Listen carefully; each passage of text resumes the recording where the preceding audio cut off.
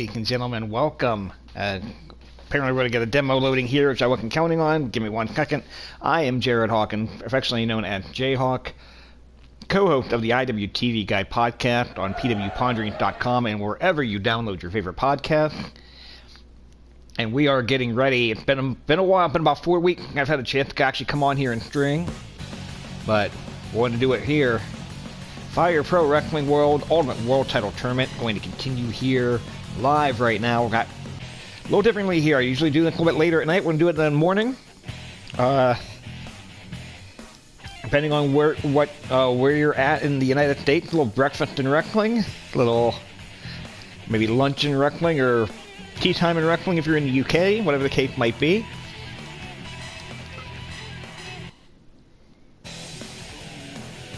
But we are resuming our tournament here for the NWA, the Ultimate NWA World Heavyweight Championship match. We have some fun matching here. This is going to be the second round of the 32-man tournament. Going to see in our opening contest, Thesz taking on Terry Funk. Adam Pearce take on Hiroyoshi Tenzan.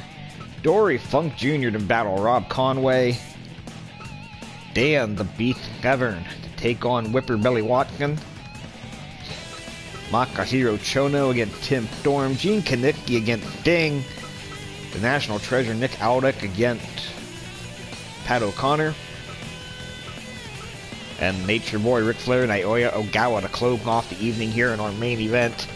It's going to be a fun little tournament. We should be here, I would say, probably about the next hour and a half to 2 hours.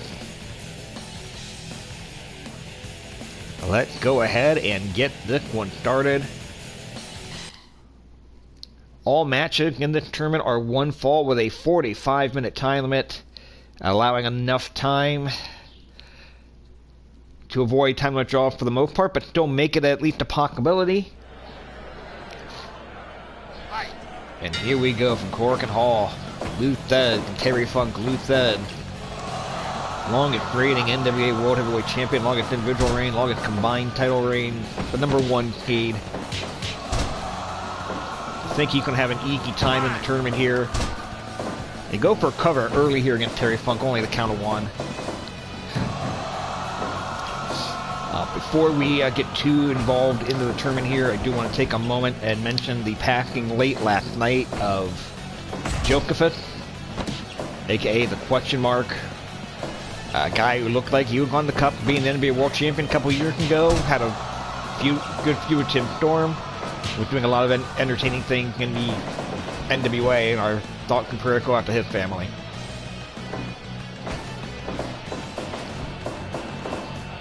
Terry Funk with the backdrop onto Thesz. I think what Evan Ginsberg said, there should be a statue of Terry Funk somewhere in the world. I absolutely agree. Terry Funk is a goddamn national treasure. Give him a statue in Amarillo. Get people where you can actually go to Amarillo. Amarillo is like normally, full of like tumbleweeds and stuff. I'm joking. I've never been to Amarillo. I'm not gonna make that joke. I guess I just did. But. Drop toe hold there by Terry Funk. Oh, knee drop right to the back of the head. This is a match that I do not believe happened in real life. I would have loved to have seen this match. If it happened, please, somebody send me a video of it. I would love to see how that one turned out. 2 count for Thesz.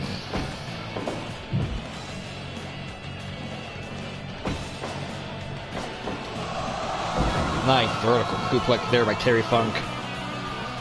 Terry Funk, any number of things that he can beat you with over the course of a match. He can step over toe hold and beat you that way. Spinning toe hold. He can use the pile driver.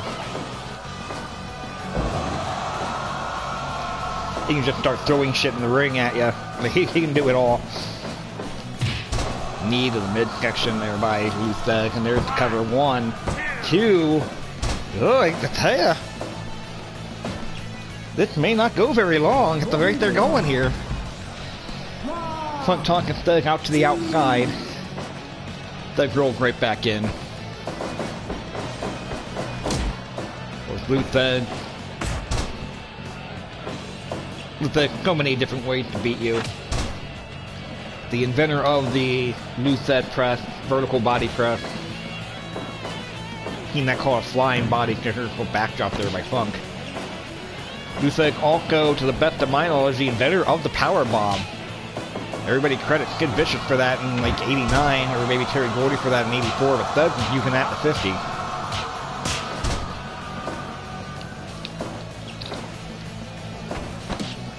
Kevin Nash once saying that if it weren't for Lucette conveying the power bomb, he'd only have 4 hold.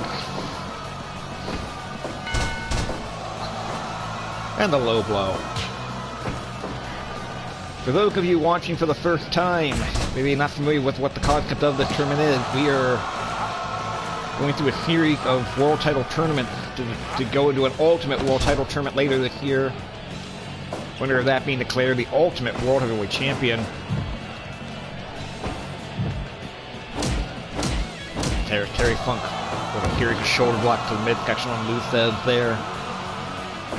We started out with an 8-man tournament. To crown the champion of World Title Holder 3, 1948. That tournament won by Santa Claus Nabisco, defeating Joe Stecker in the final.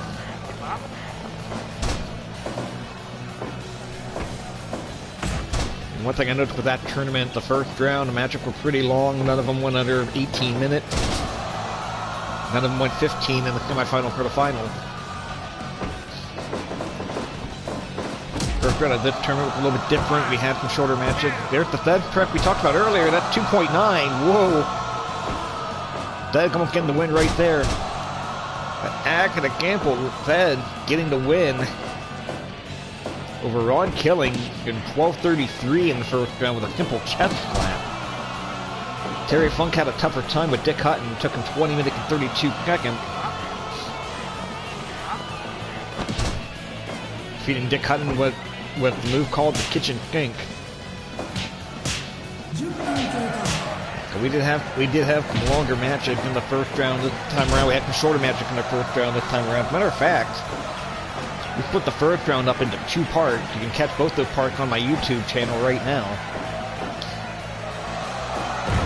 The longest match of the second part of that tournament was only 15 minutes and 46 seconds. That gets the win. Just 10:43 for this first round matchup, so by Fire Pro standards, pretty short going here.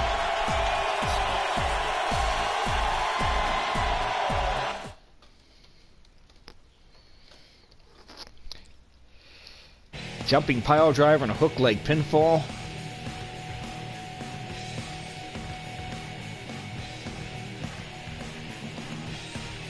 I want to make the note for my benefit here. I can't type on my computer with the note, and I'm going to go ahead and share that to the old Twitter machine here.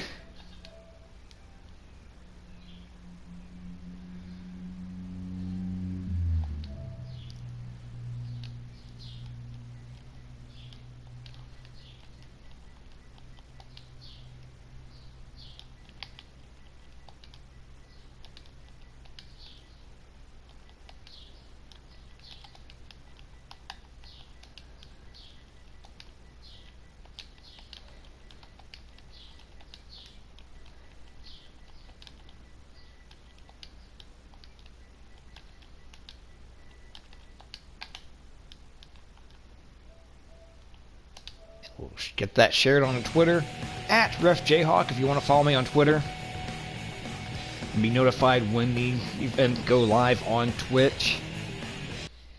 And we're going to move to the second round here. Now, I've had some intermittent internet issues over the course of the day here, so I'm going to be saving as much as I can think to save.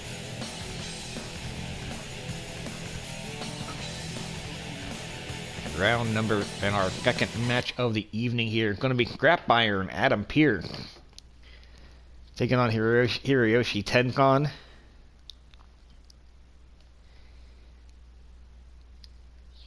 This one's going to be tough for whoever winds up. I think Adam Pearce that's in here is not really the best done one here. I looked a lot more on the cue ball Carmichael to me, but Gotta do what we can with what we got to work with. Nice guide slam there by Adam Pearce. And Tenzan countering right away. In first round action, it was Adam Pearce pinning the Colorado Kid, Mike Rapata, in 11 minutes and 15 seconds with a powerbomb whip. Shortest match of night 1 of that first round. Tenzan had a tougher time with Jeff Jarrett. He did get the submission win with the Anaconda Vike in 15 minutes and 40 seconds. The Dragon Screw leg whip there by... thought it was Pearce, but Tenzan the first one to his feet. And there's the hip toss.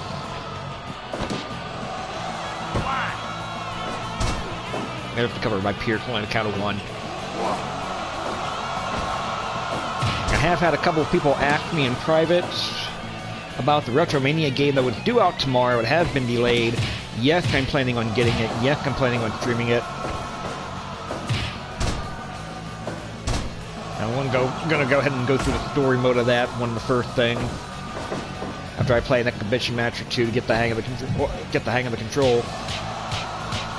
And little punches there by Tenzan. And Pearce with a Samoan drop to Tenzan, knocking him down. Oh, nicely done. Hard to believe that, with the exception of Giant Baba's brief run in the late 70s, early 80s, where he had 3 title reigns totaling 20 days, that there wasn't a Japanese NWA World Champion until 1991. There's that Anaconda Vike call I got earlier. Tenzan beat Jeff Jarrett with that in the first round. A little too early to get the win with it here. But that championship has been passed around a number of Japanese wrestlers. Against the 1990, Takumi Fujinami had a brief run with it in 91. Masahiro Chono, who will key a little bit later on, holding it in 92. Tenzan and Kojima holding it earlier, during the Bruce Tharp era.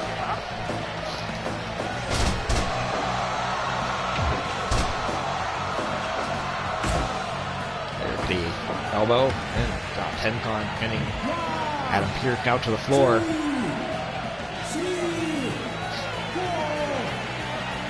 Adam Pearce taking the time to get back in the ring, but he's back into the count of 4, nowhere near danger of being counted out. There's the pile driver by Adam Pearce.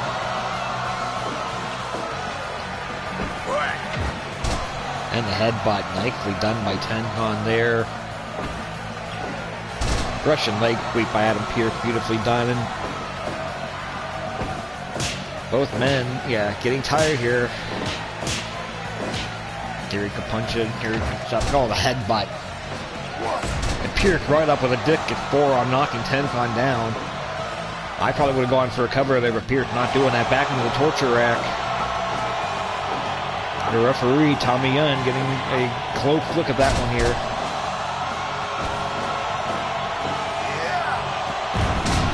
Pearce with the powerbomb. Again, not following up with the cover. Fatigue getting in. Oh, there's the shoulder breaker by Tenzan. That nicely done. Into the Anaconda Vike again. Is he going to get the commission this time with it? Not yet. Nope. Pearce able to get out of it, but I hold on about 20 seconds or so. Adam Pearce in trouble. But he caught that Russian leg sweep. Got Tenzan on the rope. Oh, nicely done. Pearce again not going for a cover, getting caught with a couple of back elbow for trouble.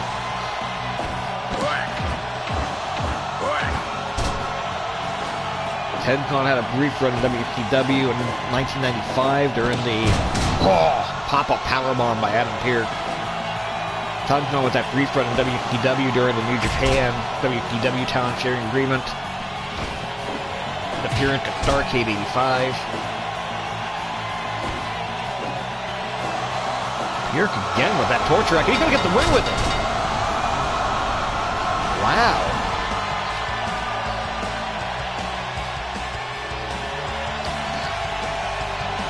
I like Adam Pearce. I got at a table, at a banquet table with Adam Pearce at the Cauliflower Alley Club a few years ago. I enjoyed talking to him. But I got to call that an upcut. I did not think he was going to beat Tenzan here. But he gets the win with the torture rack drop in 9:54.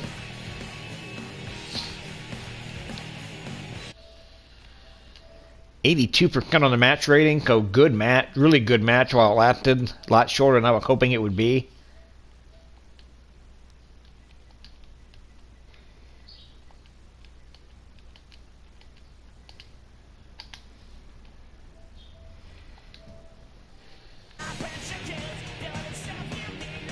That was fantastic. Great job there. Enjoyed that one a lot. We're moving right along. Got 2 matches done fairly quickly here. We're going to match number 3. Dory Funk Jr. taking on Rob Conway.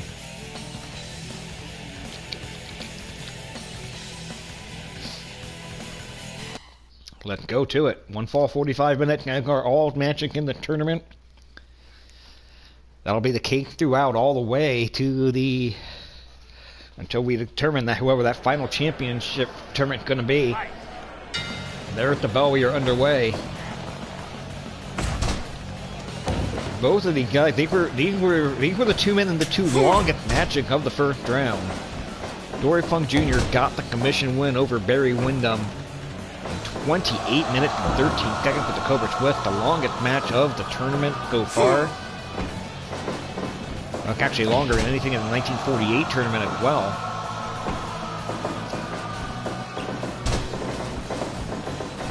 Rob Conway with a win over Christian Cage with a low blow, 21 minutes, because the 2 longest matches for the first round, and these 2 are fighting here in the second.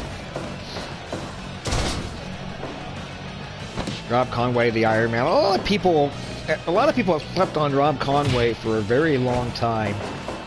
But I have to say, I think Rob Conway, one of the more underrated NWA champions here. Get a 1 count off the brainbuster there. Like, Conway jumped on a personal level, especially now that Terry Funk's been eliminated. I really hope Conway goes a long way in the tournament. I think he'll crack a few people. But he's taking on Dory Funk Jr. here, who's a champion for over 4 years. Winning the title in 1969, not losing until 1973. Oh, victory roll. They've nicely done there. 1, 2. Tommy Young getting a workout early on in the match. About 3 minutes in, 3 or 4 pinfall attempt. Now you got the version of the Kimura there by Dory Funk Jr. Conway battling out of it.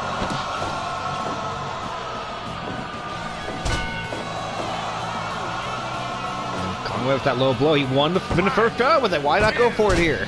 And the count of 2.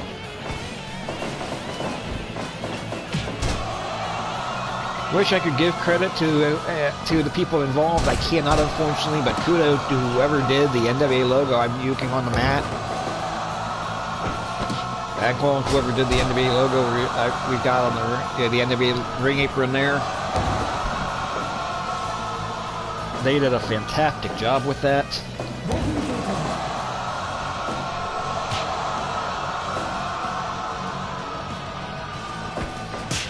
Oh man, clap. They're just trading strikes in the center of the ring.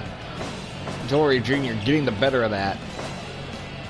Going for the cover. I mean, we've seen a Chuck left win earlier on in the tournament, so why not go for the cover? Scoop like them, Dory Funk the outside. Conway following him here now. Remember, the good Japan rule, 20 count on the floor, not the standard 10 that many of you are going to be used to.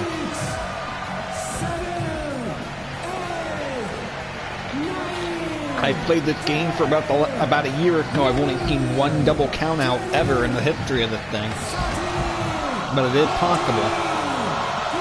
Conway can get back in at 15. Dory should make it back in. Yeah, he can at 15.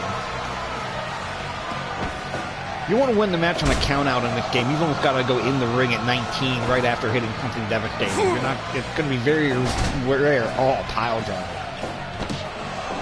Oh, look at this move by Dory Funk Jr. here. The kick commission move. A form of the Indian Deathlock.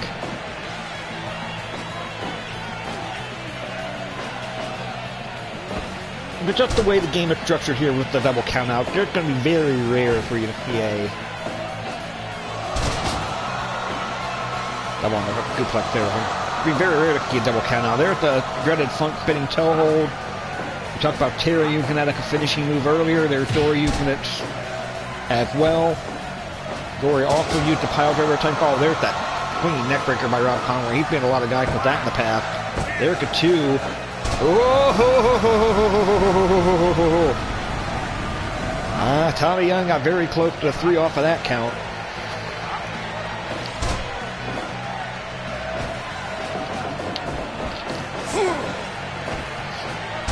Oh, vertical duplex, nicely. Backslide, nicely done. Too close to the rope. Jawbreaker there by Rob Conway. And the European uppercut. That's another one of Dory Funk's favorite moves. And Conway using it. Precision, excellent execution there. Guy's headlock. Oh, left hand. Right to the face. 10 minutes have gone by in this matchup here. Conway whipped Funk into the corner, but he's so tired he fell over himself. Could not follow up on it. There's Dory with the Russian leg sweep.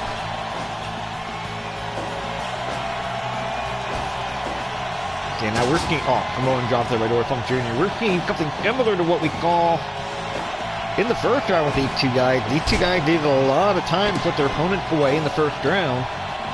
Now here in the second round, so far, this is the longest match of the second round of the tournament.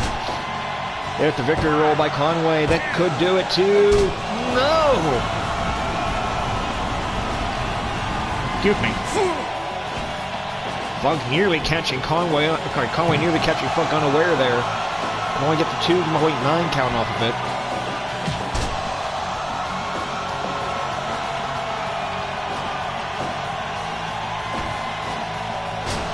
There's the short DDT by Conway. Conway up to the top rope, the flying elbow drop. We have not seen a lot of top rope action so far today, but again, that double underhook duplex.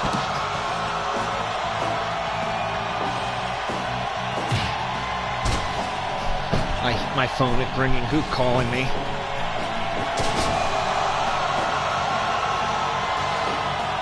Okay, it is not work related, so I am not worried about it. And I just missed the finish trying to deal with that.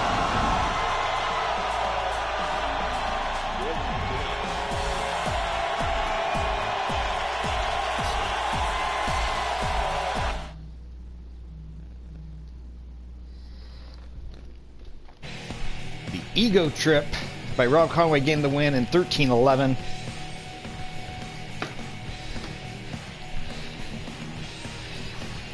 I won't mention my regular job on the stream here, but I do have I'm the senior member of my team there, and I've got a new hire working, so I'm expecting phone calls if we have any major issues. I'm hoping that's not the case while I'm doing this, but don't be surprised if I disappear at some point while I'm streaming over the course of the day. Rob Conway with the Ego Trip to get the win, 13-11. I'm glad. I like Dory Funk Jr., but I'm glad to see it. But if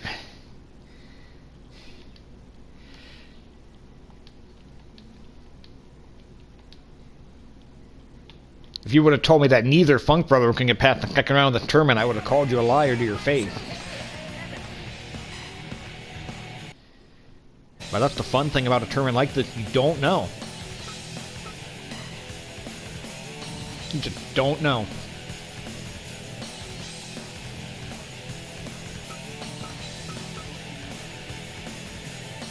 Gonna have Dan, Severn, Whipper Belly Watson.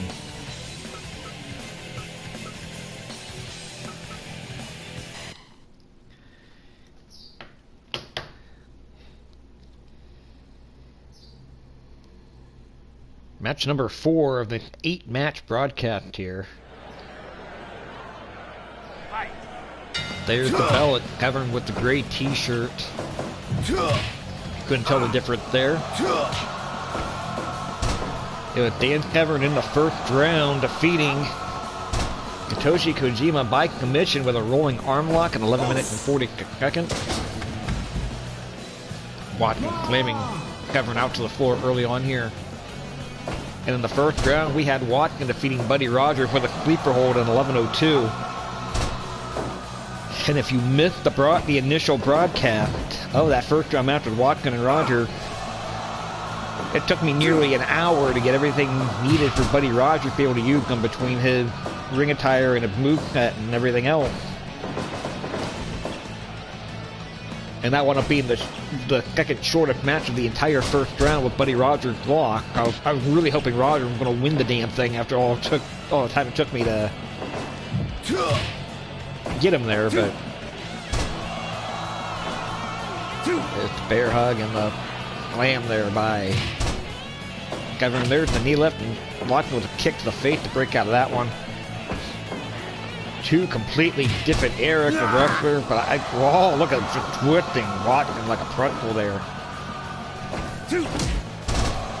Watkins was the champion back in 1956. Defeating Lou Thesz, looking it back to him later that year. Severn, champion a couple of times in the 90s and then in the early 2000s. Apparently the ground and pound illegal because Tommy Young's working on a 5 count on that. But Severn with the amateur wrestling background, with the MMA background, one of the more successful competitors in the early days of UFC.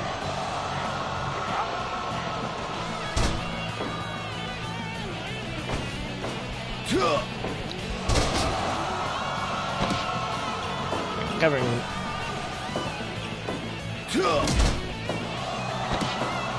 That's Watkins giving Severn everything he wants on the mat here.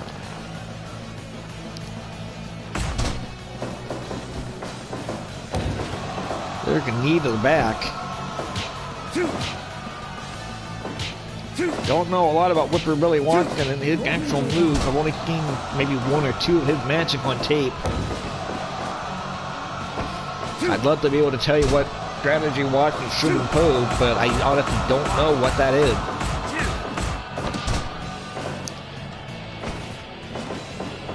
But Severn, you would think, would want to stick with the commission game, keep it at all. Deadlift German. Getting the count of 2 off of that. And there's the backdrop.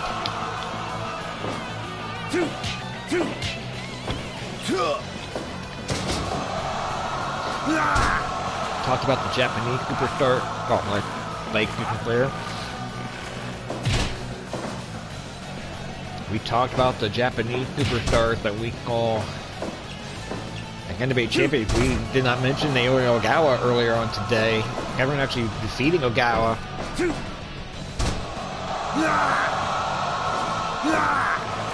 win one of the NWA championship.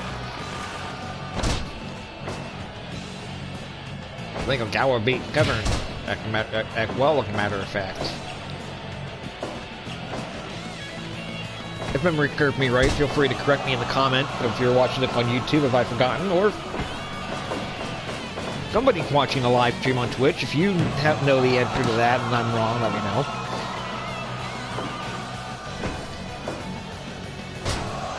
Backbreaker there by Watkins, turning into a Boston Crab quickly. I doubt very highly you're going to make a guy like Dan Severn commit, but stranger things have happened over the course of the tournament.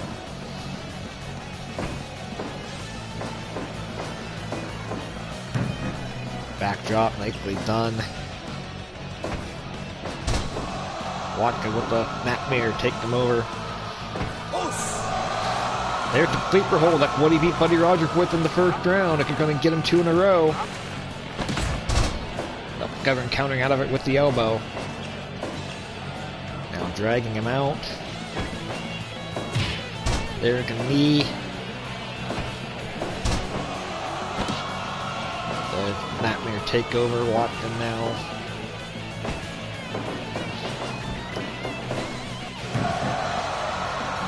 backdrop, and now into a head kicker at the 10-minute mark.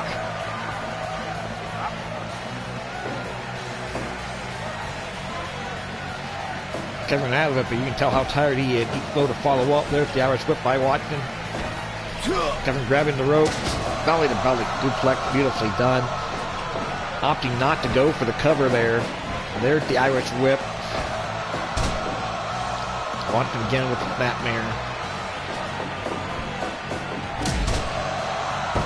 Dead press there by Watson too. I was ready to call it. I thought he had it. I was ready to call it.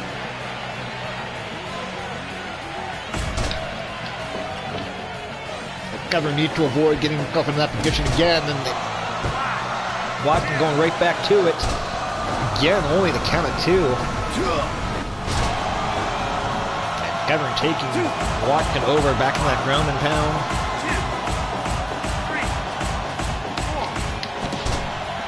Count getting all the way up to 4 before Severn released him at that time.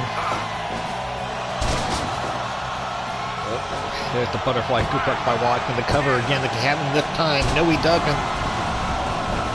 I don't know how much longer Dan Severn can hold out though. So at 3, 2.9 count already over the course of this match. Went for the double underhook again. Watson with a backdrop.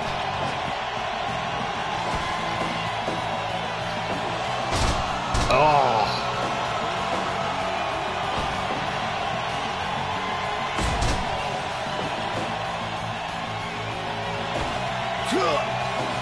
Oh, belly to belly by Severn there. You gotta think though.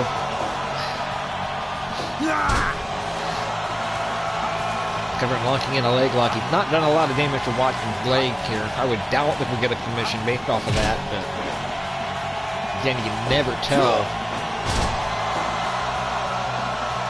Severn suplexing Watson over. Oh, spear.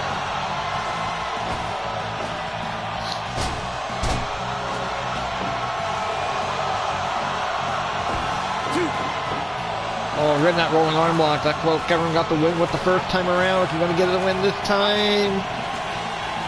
15 minutes have gone by, and no, at least not yet.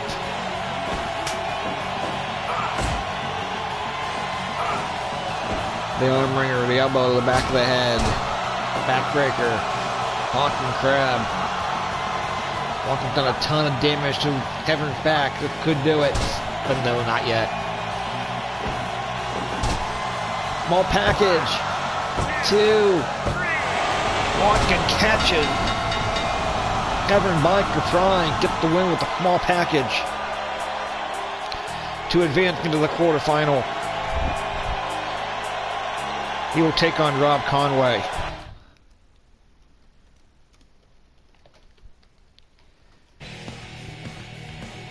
$15 minutes and 54 seconds, 91% match evaluation. That was fun. I enjoyed that.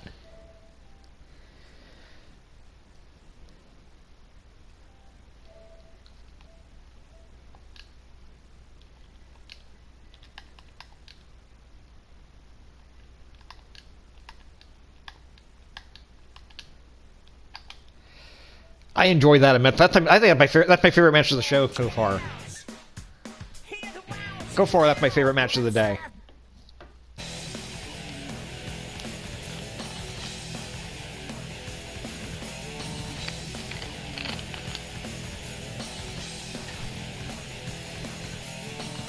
And the round of 15 is going to continue. We have Masahiro Chono taking on Tim Storm.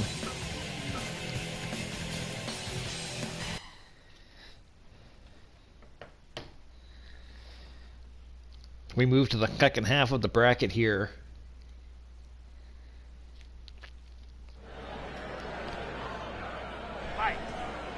There's the bell. We're underway.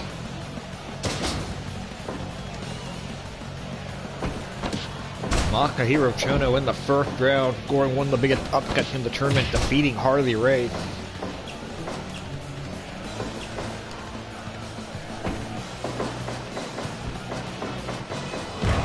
Got to win that night with a front kick in 15 minutes and 40 seconds. I call that an upset. Harley Race with the number 3 seed coming in.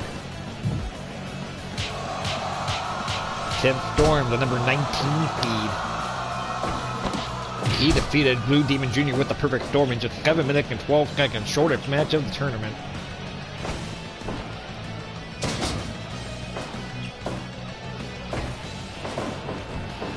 Got a Farakawa's first round match ended up going. Storm should be 2.9, not even 2 minutes into the match. Wow. There's the clothesline.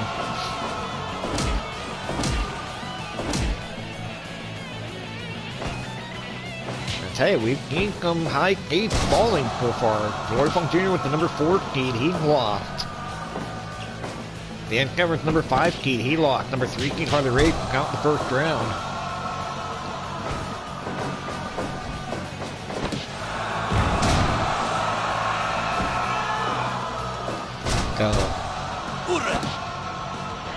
Kenickie were there for bracketing purposes only. They don't necessarily mean anything late in the matchup here.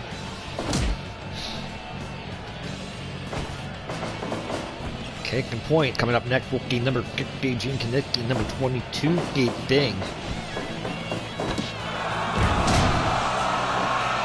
Storm again, he got a 2.9 with that move earlier on, and he got a 3 count here. Tim Storm took steamroll in the competition.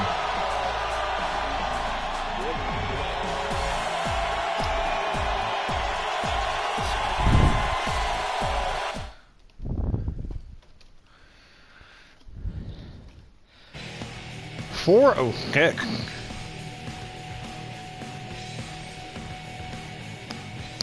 I am in absolute shock. Tim Storm has recorded a combined 11 minutes and 16 seconds in its first 2 matches here.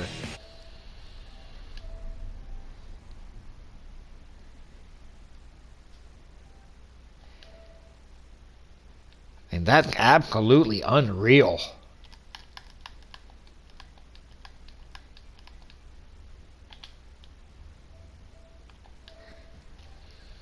Unbelievable. Hey, Tim Storm is a good dude, the oldest NWA World Heavyweight Champion. I believe. I'll double check on that, on how old Thesz was last time he won it, but I'm pretty sure it's Storm.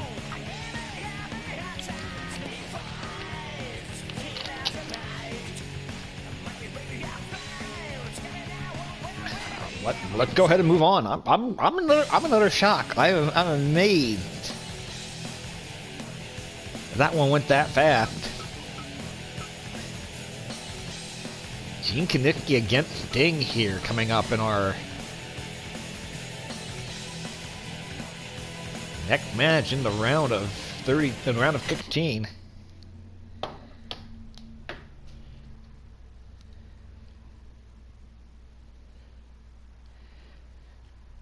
Both of these guys had a longer first round match than Tim Storm had combined in the first 2. I'm just upset by running the tournament at that.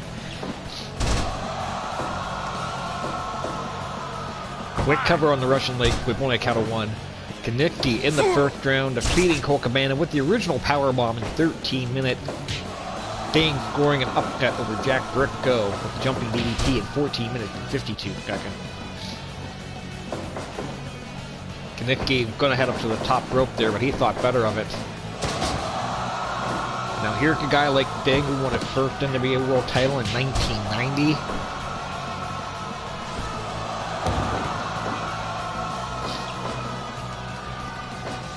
Sting is 10 days away from wrestling on pay-per-view in 2021.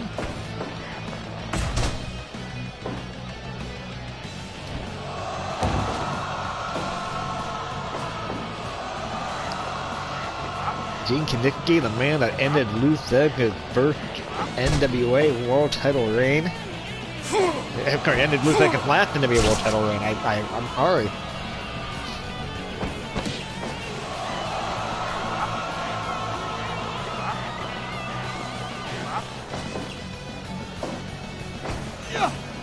Sting with Kenickie body slamming him down. You'll notice here we went with Surfer Sting for the purpose of this tournament.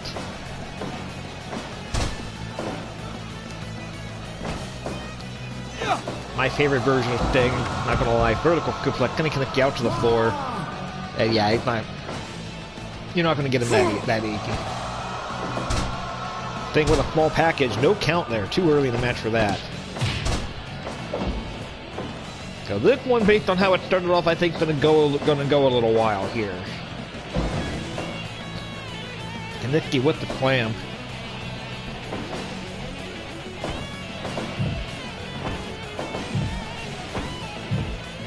Sting with a 10-punt count, only got about 5 of them in.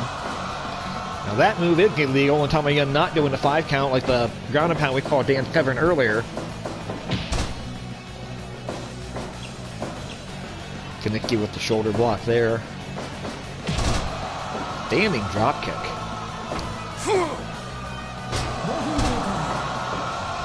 Kenickie with the backbreaker, the cover too. Okay.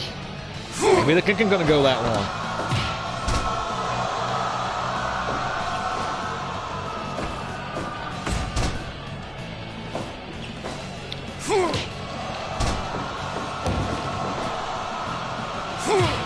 Kenickie with a hard forearm. There's the shoulder block.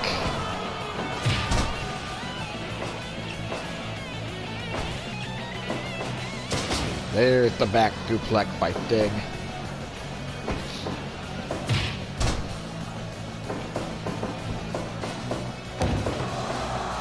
And then the knee drop to the back. Oh, Sting with a low blow. That is not a Sting-like maneuver, but in a tournament like this, so much on the line, all the bragging rights on the line, shoulder tackle. You do what you can to get the win. Even at the risk of getting the little stinger.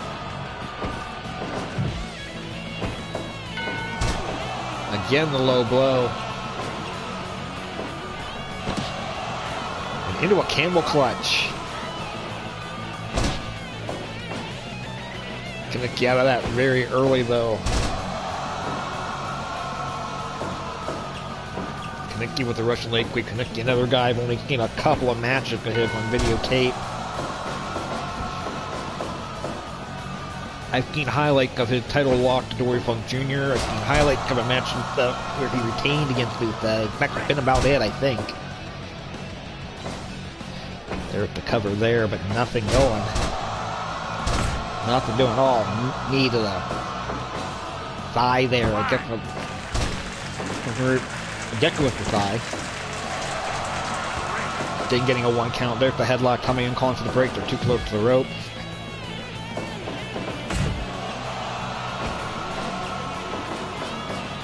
A lot of action so far. I'm going to give Kenickie credit here. Sting, you would think, would have the attack advantage. There's the stinger splash in the corner. There's the cover. 2. Only a count of 2, and we are past the 10-minute mark. 1 fall, 45-minute time limit. And, that's duplexing him over.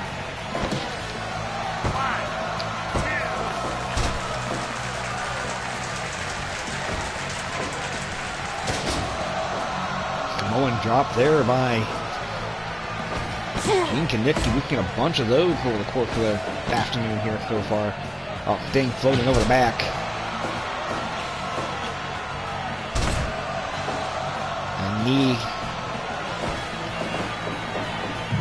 Catching him there. Kenickie with the body slam. Had Sting tied up in the tree of woe momentarily. And the headbutt, the knee to the midsection. Well, gets to the knee there. Back to the camel clutch.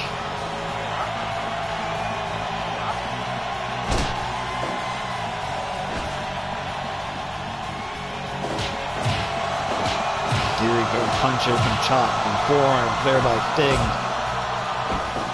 Not Sting with the gorilla press slam. Sting hold tag team partners on the War. He used that move a lot as well. Sting with the suplex. Kenickie controlled the first 5 or 6 minutes of the match. It's been mostly Sting. I could probably about the 8-minute mark or so. There's the splash. Too close to the rope there. Tyler Young's going to call for the break. Back to that press slam.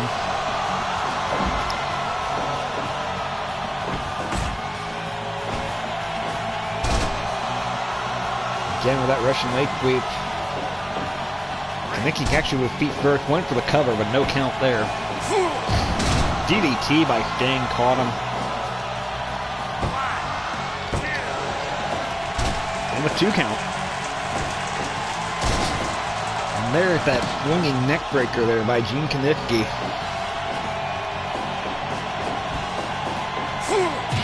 It does look like my early prediction was correct about this being one of the longer matches of the round here.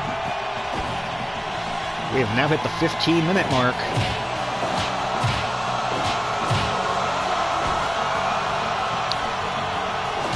Sting just pounding away at Kiniski, trying to beat him into submission here.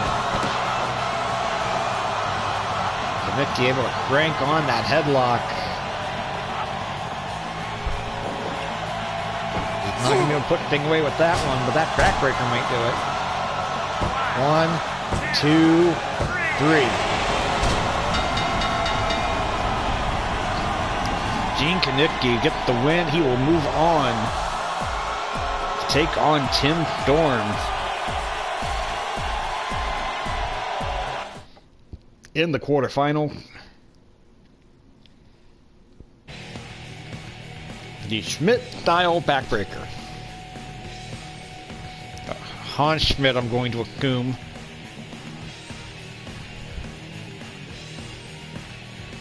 Only 84%. I would have thought that would have ranked higher. Well,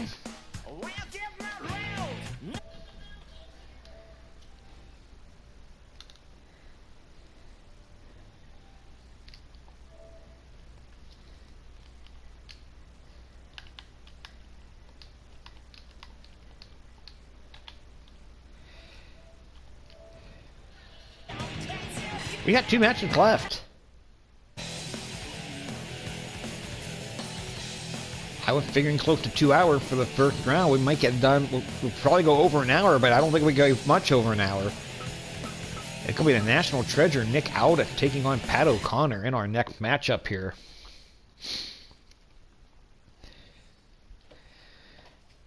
And this is one of the few matches in the tournament where the higher seed won each of their first round matches.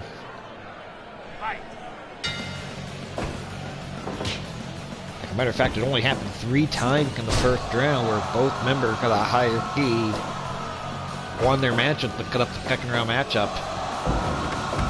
Outta the number 7 seed coming into the tournament, the current NWA World Heavyweight Champion.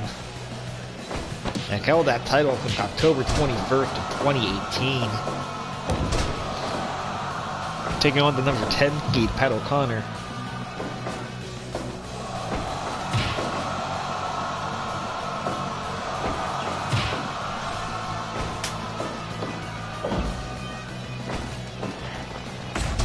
As it stands right now, we've only got 4 top 10, 5 top 10 seeds remaining in the tournament. One of them's going to get eliminated here.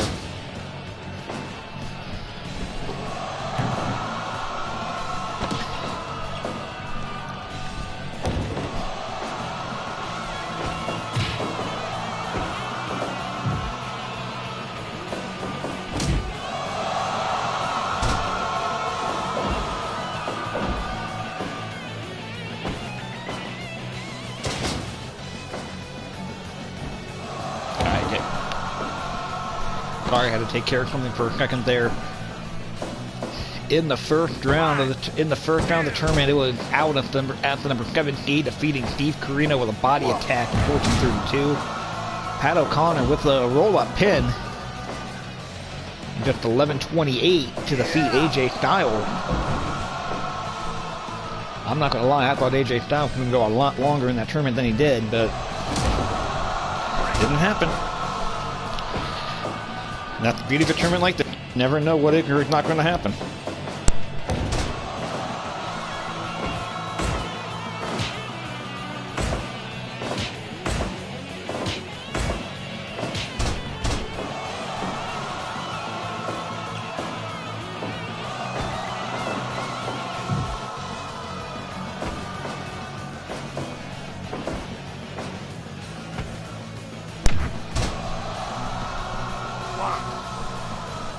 O'Connor up to the top rope. Wasn't expecting that at all. A flying axe handle. And he dropped the elbow to Nick Aldis there.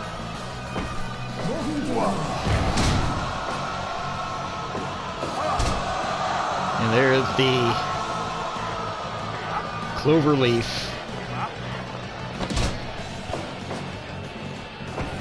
Clinklin cloverleaf, only getting not getting the commission out of that. Connor reverted suplex into one of his own, and out to the floor. O'Connor poking like he's Mr. Olympia over there.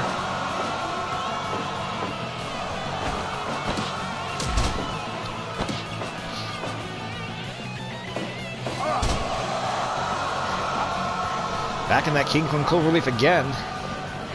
Nick Aldis won so many matches with that hold over the year. Especially over the title reign, over the reign NWA World Champion. Big clothesline by O'Connor there. Oh. Michinoku driver back in that Kingsland cloverleaf yet again. At this stage, if Aldis does not win the match with that Kingsland cloverleaf, I will be surprised. He had that on at least 3 times. Hiroyoshi O'Connor with that sweeper hold. Oh, in the rope. Actually thought you Tommy Young was calling for the bell there for a second, but no, he called for the rope break. The winner of this match will take on the winner of our final match of the round. Ric Flair and Naoya Ogawa.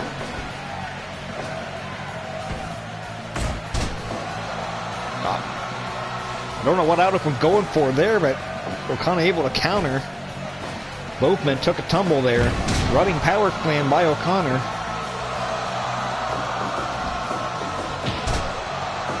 Big clothesline.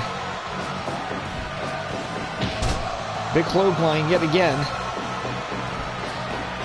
Another big clothesline. And the elbow drop. Fiery kick can move, but Aldis right back with the knee.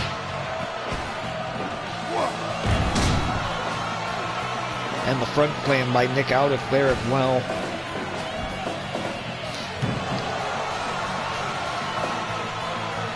Okay, part of the fun with a tournament like this is the match that did not happen in real life, cannot happen in real life. Pat O'Connor passed away back in 1990.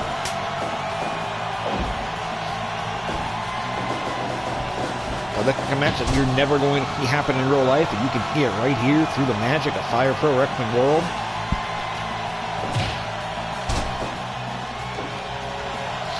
One of these men will move on to the next round.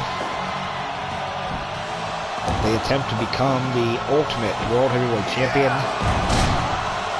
There's that Michinoku driver again, and Outta came to that get. He's back in that Kingsland cloverleaf. Can O'Connor hold on? He does. I'm not sure how, but he does. And he's back in that running power slam. It's not going to be enough. He had to pull out away from the rope. And having him pulled away from the rope might have been the only thing that came out of there. That was 2.9. Hip toss. You're not Arnold Schwarzenegger. You're not Tony Atlas. Stop poking and start wrestling.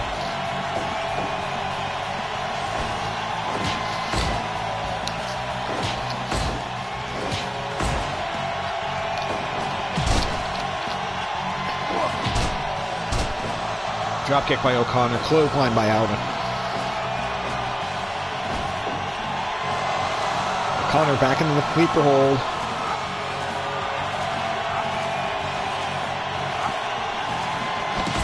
Outta again fighting his way out of it, but how much more can he take at this stage?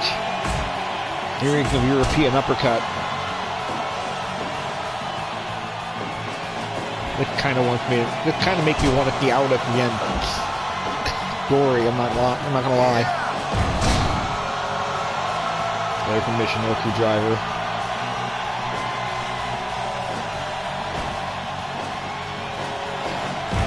Chono again with the running power slam.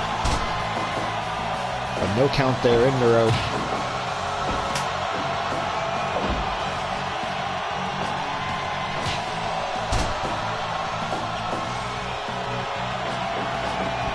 Chono coming off, big clothesline, nicely done there. Spinning toe hold, and OConnor with the commission.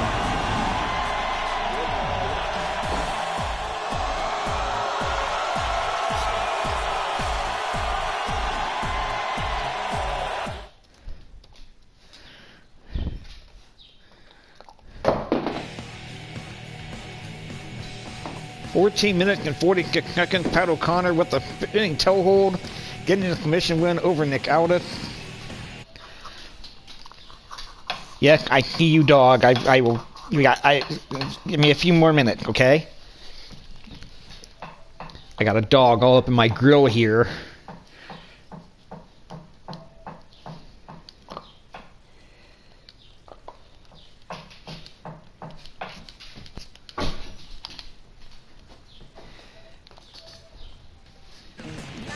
Good thing the computer runs the. Good thing I let the computer run the. I'm trying to play these myself.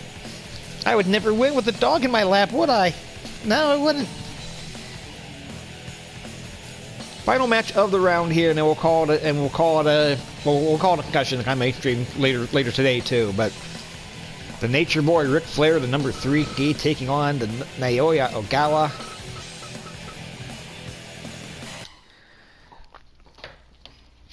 Let's go right into it here.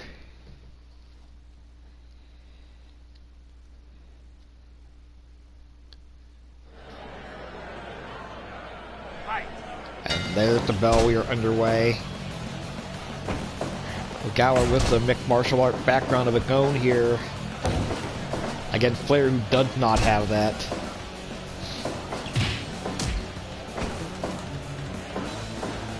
Flair with a power driver early on here. Ric Flair, the number 2 seed in the tournament, defeated the Tokyo Monster Kahega with a sleeper hold in 13 minutes and 20 seconds in the first round. Ogawa got a pin over Jack Dang with the original Ukutagari Buster in 12 minutes and 30 seconds in the first round.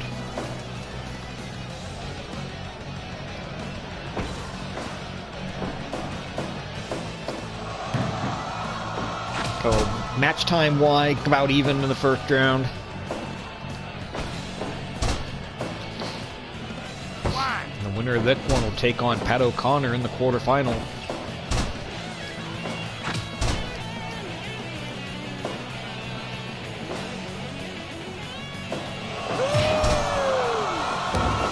Big shoulder block. 1, 2.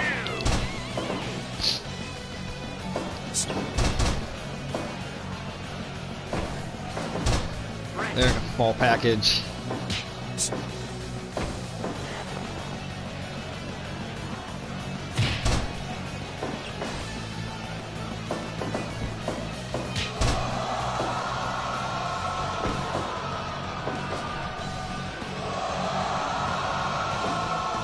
Flair holding him up big. Delay vertical suplex.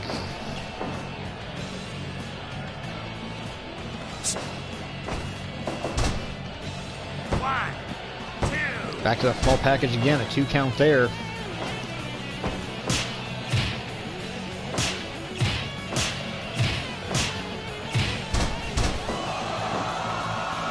Before time gets away from me here, I want to... Oh man, initial move here by Ogawa. Want to go ahead and get a couple plugs in before time gets away from me here. You can listen to my podcast, IWTV Guide, where we go over what's on independentwrestling.tv each and every week. That drops on Monday wherever you listen to your favorite podcast. You can also catch that podcast at pwponderings.com, usually by Wednesday of the week as well.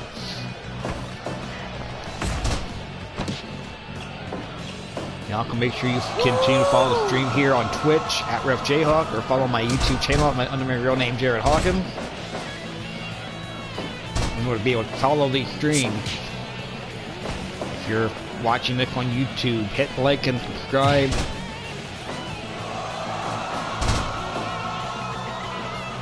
Follow these streams live on Twitch, but these are more fun when I've got some interaction in the chat. Y'all can follow me on Instagram at jhawk1539.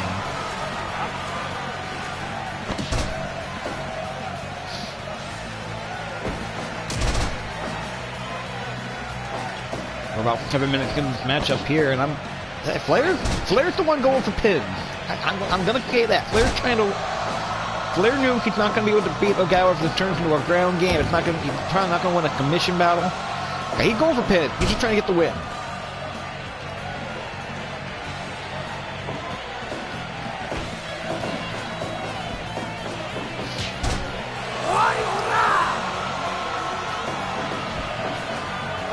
Oh, big leg drop there. When we get to the WWE tournament, we'll see plenty of Hulk Hogan, I'm sure.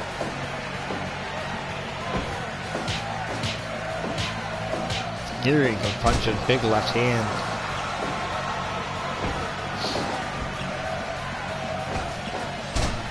Got him locked in a whip into the rope there, going for... Oh, I thought he was going to go for the pin, but no, another judo throw. He's taking Flair down with the judo throw because it's Dave's match here.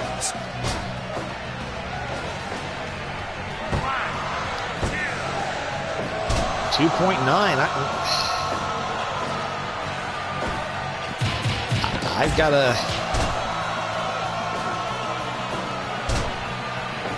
feeling we're going to see another upcut.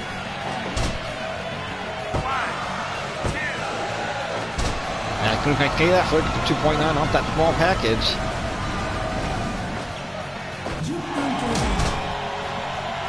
Flair taking out the knee, going for the figure four. Flair has won the World Championship with this before. He's going to get the commission on Ogawa here. He may, but not yet. Flair with a Kirika chop.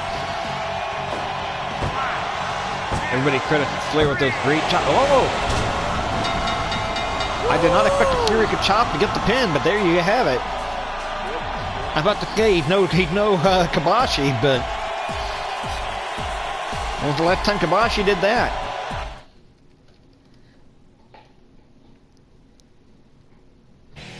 Throat Chop Rush, the official name of that move.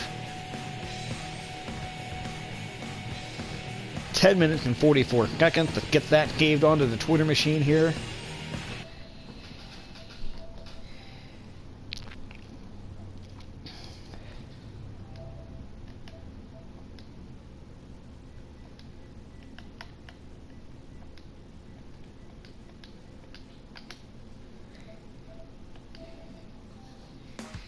Go, that got barely an hour for 8 matches. A couple of being pretty short. I've got to say it, looking at how the first 2 rounds have gone. Ric Flair and Thesz are the top 2 seeds. Until one of them gets beat, you have to assume that match is going to be the championship match, but yeah, Tim Storm's been dominant in his first two matches in the tournament. You got like Tim Storm chanting as this match goes along. Let's go ahead and recap briefly what the quarterfinal round is going to look like. I may do this later tonight. But it's going to be Thesz taking on Adam Pearce. Rob Conway taking on Whipper Billy Watson. Tim Storm taking on Gene Kiniski. And Pat O'Connor taking on Ric Flair. Those are the matches you have coming up in the quarterfinal round. I might do that. I had fun here. I might do that later today. I might do it tonight. I might stream something else here in a little bit as well. I'm having fun. Alright, I'm Jared Hawkins, aka J-Hawk. Want to catch you on the flip side, everybody. Like and subscribe if you're watching on YouTube. Follow me on Twitch at RefJHawk to find out when we go live. Have a good one, everybody.